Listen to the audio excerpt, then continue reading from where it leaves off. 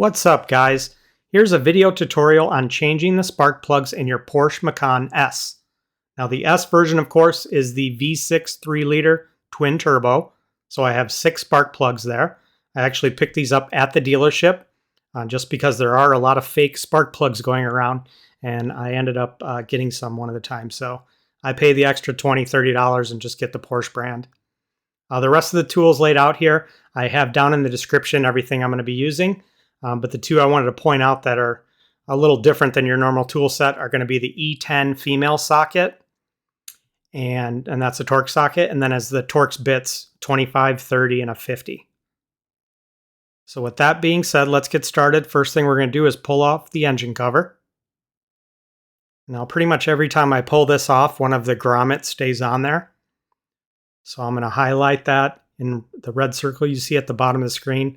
You're just going to make sure you pull that off and put it back in the engine cover before you put the engine cover back on.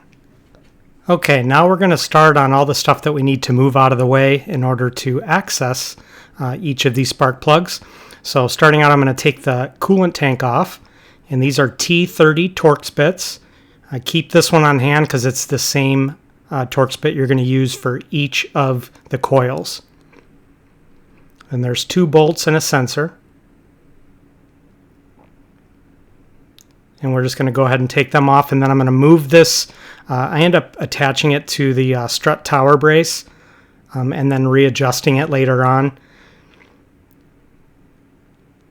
And what I'm using is these little twist ties. Basically, they're a piece of wire that's rubber coated, as you can see right here.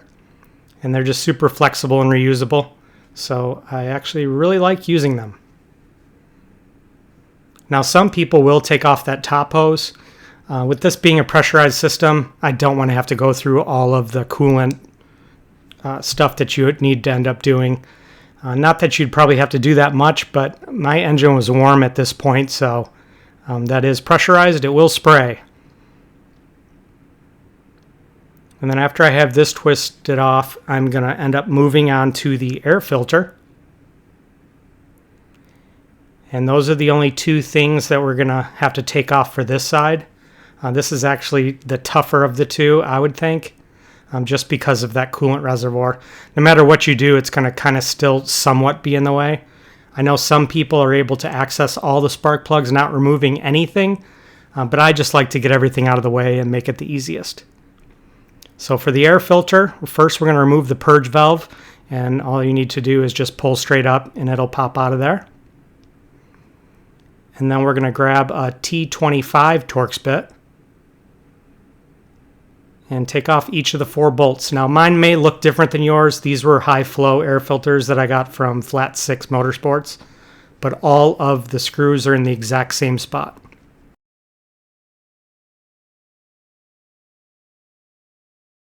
Now if you still have the OEM filter housing and OEM air filters, you won't have to worry about collecting each of these bolts because they are attached to the top cover. But now the rest of the process is exactly the same. You're going to take the top piece off, and then you're going to slide the side of the air filter housing up and pull the air filter out, which you shall see here. Keep in mind too, if this hasn't been taken apart before, you may have to work at it. So, especially if you're like in a high sand environment or dirt, but it does slide up and then your filter will pop out. And now we're finished removing everything for the driver's side bank. So we will start with the first coil. First, we're going to take off the wiring harness that goes to 2 of the 3 coils. We're using an E10 female torx bit. And we'll take off each of these screws here. And those do not attach to the wiring harness, so make sure you do take it off. Also, now you can see the red circle. That's the other one.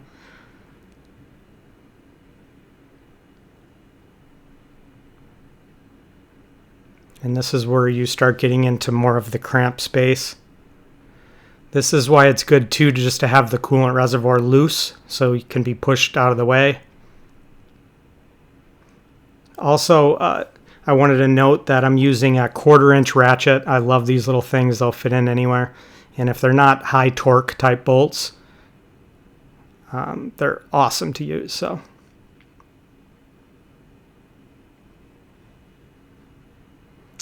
And now that we have both of these out, we can move on to unclipping. So this wiring harness only goes to those first two, which will be the one furthest from the firewall and the one in the center. Now there's these little thumb imprints that you press down to actually pop the clip out. I tend to just very lightly use a small flathead screwdriver and just press on that imprinted part, and they will pop right out.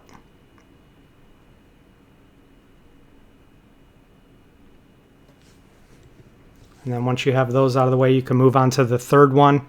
The third one on both sides, the one closest to the firewall, is separate from the other two. So I mean, it's still part of the same wiring, but it's not part of that big plastic harness thing. So now we can start taking the coils out. I'm going to grab that T30 bit again and just start ratcheting this out. Now the coils do hold on to the bolt for this one, so you don't have to worry about dropping this one. And I actually use that bolt to help pull the coil up. These coils are very tight on the spark plug. I've actually broken spark plugs because of how tight they are. So don't be afraid if that is something that you end up doing the first time you do this. Just make sure you have spare spark plugs on hand. And then there's also some small little tips and tricks you can use to make that coil go on easier. I know some dealerships will actually use baby powder inside of the coil to help slide it on. But I'll show you here in a second what I end up doing. So that's just a 5/8 socket, so your standard spark plug socket.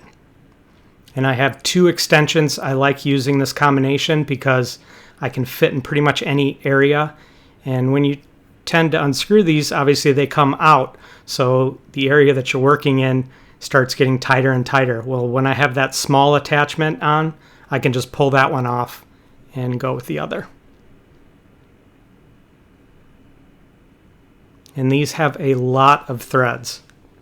They're pretty long spark plugs, so you may be working at it for a while. Maybe I should have sped this part of the video up.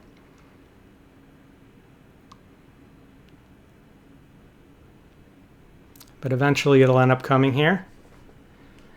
This is another reason. So the manufacturer recommends not to use anti-seize. I use the tiniest bit on it because you are having steel contact aluminum. You're going to get some corrosion.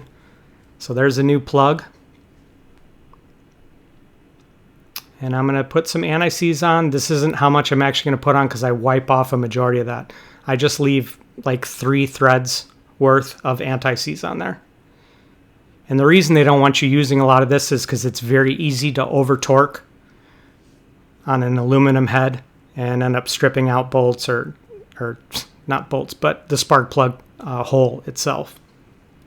So just be cognizant of that. Don't over torque it. Use a torque wrench. Now this is dielectric grease. I use this just for the tip. It helps keep the water out for a better connection. And I don't put too much of this. I basically just fill that little divot in on the top. Actually, inside of the coil, there's a spring, and the spring goes right into the top of that and makes contact. Once I have that done, I'll grab the socket again. This time, though, with the spark plug sockets, there's a little piece of rubber in there. I pull that out when I'm reinstalling spark plugs because the socket will get stuck down in there, and then you're going to be fiddling with needle nose pliers or whatever just to try to get that back out. And it's a very limited space. So I just recommend pulling that rubber thing out, putting it back in when you go to take the next one out. Now, as you can see here, I'm tightening it by hand first just to make sure I'm not cross-threading it, and then I'll move on to the wrench. The wrench I will use until I can feel it seat, and then move on to the torque wrench.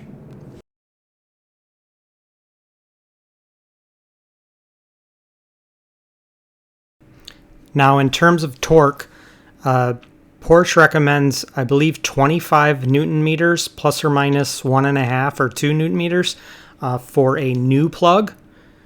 I end up doing 28 Newton meters because that is the recommended by actually Bosch, so the spark plug manufacturer. I've done that on all 3 of mine and never had any issues. So you can choose whichever you want to go with. But you'll see here on this video I do 28 Newton meters. Now, as I said before, the coil fits over the spark plug very tight. So you do want to make sure that you're using something to make sure that it's seating fully on the spark plug. I end up using contact cleaner because that evaporates and leaves no residue. And I spray it down in the center and immediately put it on before it all evaporates. And you want to make sure that you put the coil on until it completely seats. You do not want that screw pulling down on the coil anymore. So it should be fully seated, and you should just be tightening that screw down and then torquing it to 10 Newton meters.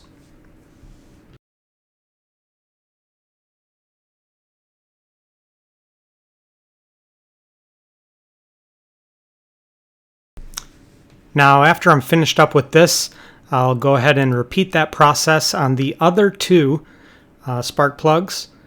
And then after that is done, I'm going to move on and actually start the car. Reason for this is if you have any engine errors or issues, you can limit it to just 3 spark plugs instead of 1 of the 6. So I think it just makes it a little easier. But I'll leave that up to you. Now moving on to the passenger side, we'll do the same thing with the air filter. And then the only other thing will be the engine torque arm, which you'll see back behind that. And that has 2 bolts on it, and they are TTY or torque to yield bolts. And what that means is you actually stretch the bolts so they can only be used once. So if you do plan to take these off, make sure you ordered and have in hand the replacements so you can reattach those.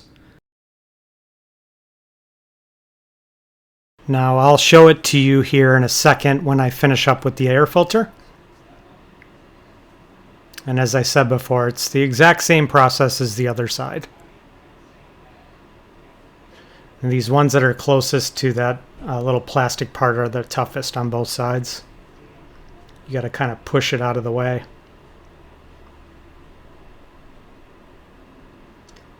But just use some patience, it'll come.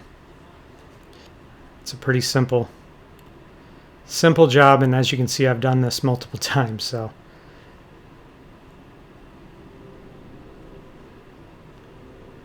now once we have that air filter out of the way, I'll move on to this engine torque arm. And now here's a wrench that I never use. Fortunately, this is a bolt we will be replacing, so I didn't care as much. But if you have, I believe it's a 16 millimeter, I just could not find my 16 millimeter open end wrench. And then you're using a T50 Torx bit, so it's a very large one. And this comes off pretty easily.